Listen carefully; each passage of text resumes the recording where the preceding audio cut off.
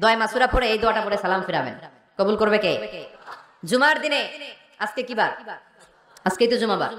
এই জুমার দিনে আল্লাহর হাবিব বলেন একটা সময় আছে, ওই সময় বান্দা যাই চায় আল্লাহ তাই দেয়। ওই সময়টা কখন? এই নিয়ে মুহাদ্দিসিন ইকরামদের মধ্যে ইখতিলাফ।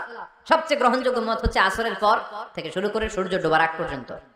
ওই মুহূর্তে দোয়া করবেন, এই সময়গুলো নোট করে রাখবেন, এই সময় চাইলেই আল্লাহ দিয়ে দেয়। এরপর আল্লাহর হাবিব বললেন কদরের রাত্রে দোয়া করলে কবুল করে কে?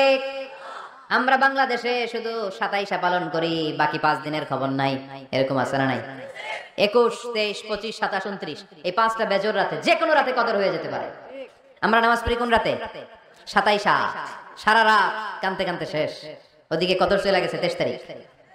আছে না নাই? হতে পারে। বুদ্ধিমান মুমিনের কাজ হচ্ছে বেজর 5 রাত্রিতে, শেষ দশকের 5 বেজর রাত্রিতে এক সমান তালে ইবাদত করা, যাতে কোনো ক্রমে কদরের বরকত ছুটে না যায়। এরপর আল্লাহর হাবিব বললেন কেউ যদি কোরআন খতম করে, কোরআন খতমের পরে যে ব্যক্তি দোয়া করবে তার দোয়াটা কবুল করে কে?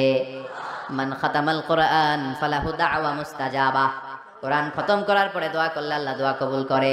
হজের ময়দানে দোয়া করলে কবুল করে কে? আরাফাতের ময়দানে দোয়া কবুল হয়। তাওয়াফ করা অবস্থায় দোয়া করলে কবুল হয়। জামজামের পানি খেয়ে, মা উ জামজাম লিমা শুরিবালা, যেই নিয়তে জামজামের পানি খায় ওই নিয়ত কবুল করে কে? মুজদালিফায় দোয়া আল্লাহ কবুল করেন, মাতাফে কবুল করেন, মুলতাজামে কবুল করেন। কাবা ঘরের হাজরে আসওয়াদের কর্নার, কাবা ঘরের দরজা, দুই জায়গার মাঝখানে একটা জায়গা আছে, এটার নাম মুলতাজাম।